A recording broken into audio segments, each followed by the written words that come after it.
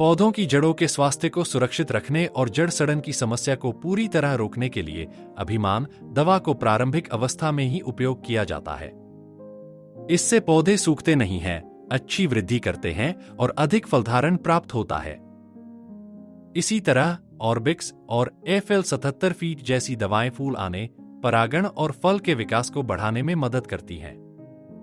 इसके माध्यम से प्रति एकड़ 13 से 16 टन तक उत्पादन प्राप्त हुआ है।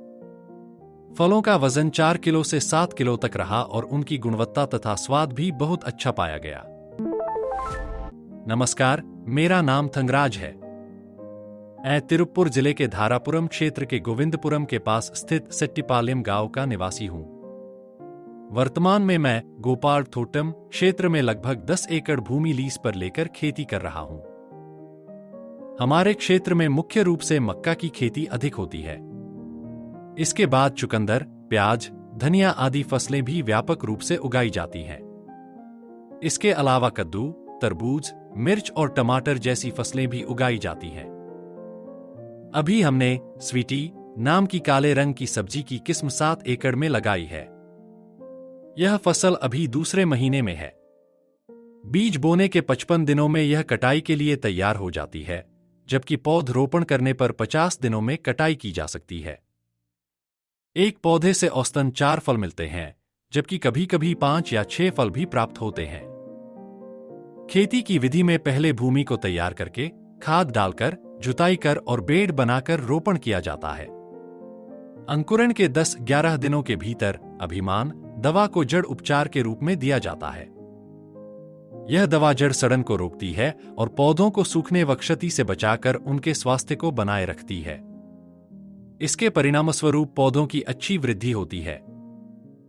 प्रति एकड़ 5 लीटर की मात्रा में इसे वेंचुरी पद्धति से पानी के साथ मिलाकर 1.5 से 2 घंटे तक दिया जाता है। इसके बाद साफ पानी चलाकर प्रक्रिया को समाप्त किया जाता है। यह प्रक्रिया आमतौर पर शाम 6 बजे के बाद की जाती है। इसके बाद 34-35 दिनों में ऑर्बिक्स दवा दी जाती है। यह फूलों की संख्या बढ़ाने के साथ साथ पौधों की वृद्धि और स्वास्थ्य को बेहतर बनाती है, जिससे फलधारण की क्षमता बढ़ती है। इसके अलावा 27-30 दिनों के भीतर एफएल 77 दवा का स्प्रे किया जाता है। यह फूलों को झड़ने से रोकती है और परागण प्रक्रिया को बेहतर बनाती है। साथ ही प्राकृतिक उर्वरकों का भी उपयोग किया जाता है। मिट्टी की उर्वरता के अनुसार इन सभी विधियों को मिलाकर अच्छा उत्पादन प्राप्त हुआ है। जड़ सड़न की समस्या पूरी तरह नियंत्रण में आ गई। इसके कारण पौधे स्वस्थ और तेजी से बढ़े। फूल और फलधारण में काफी वृद्धि हुई और प्रत्येक फल का वजन 4 से 7 किलो तक रहा।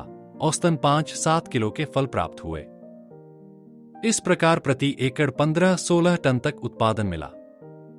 साथ ही प्याज, चुकंदर, धनिया जैसी अन्य फसलों में भी अच्छा रंग और उच्च गुणवत्ता देखी गई। कुल मिलाकर फलों की गुणवत्ता और स्वाद बहुत उत्कृष्ट रहे।